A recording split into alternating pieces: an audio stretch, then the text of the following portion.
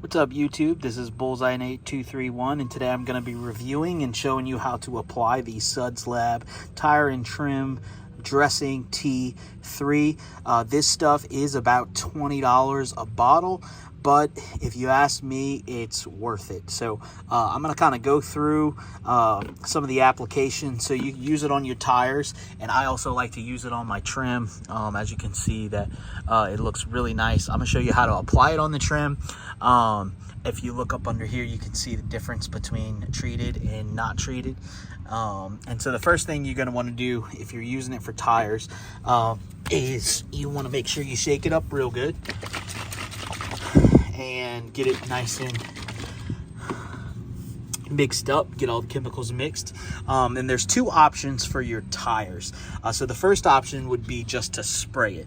So just like a normal tire shine, you could spray it on and you could just leave it. Now, I will say if you do that, it leaves a massive, really clear and defined shine. Now it takes a little while for that to soak in and for it to dry and to turn clear, but it does really make a difference and really give you a wet look. What I have experienced with just simply spraying it and leaving it is it doesn't last as long on the tire. So the first rain, the first puddle you go through, it pretty much just is on the surface and it kind of washes off. What I like to do is I get a application sponge or spreader for like wax, and I actually just kind of rub this into the tire.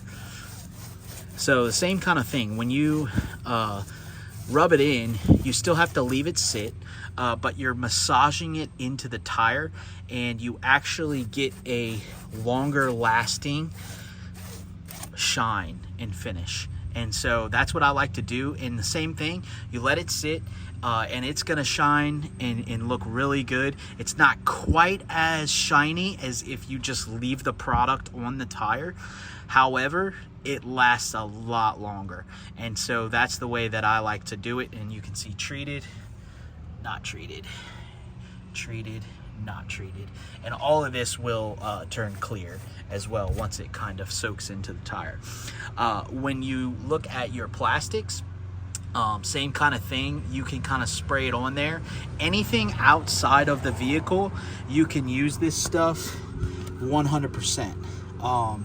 If you were going to use it inside of your vehicle, what you actually want to do is you want to dilute it 4-to-1. And so by diluting it 4-to-1, that helps just kind of make the product not quite as intense. And so that keeps the chemicals down as well in your actual vehicle. And so I do usually dilute it 4-to-1. If you're going to use it inside.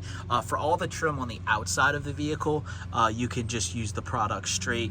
But let me show you right here, just you see how that looks right now. It's already been cleaned. Look at how that plastic just comes back to life. And again, I like to use this application sponge just because it helps massage the product into the surface that you're applying it. So all in all, I would say that this product is definitely worth it.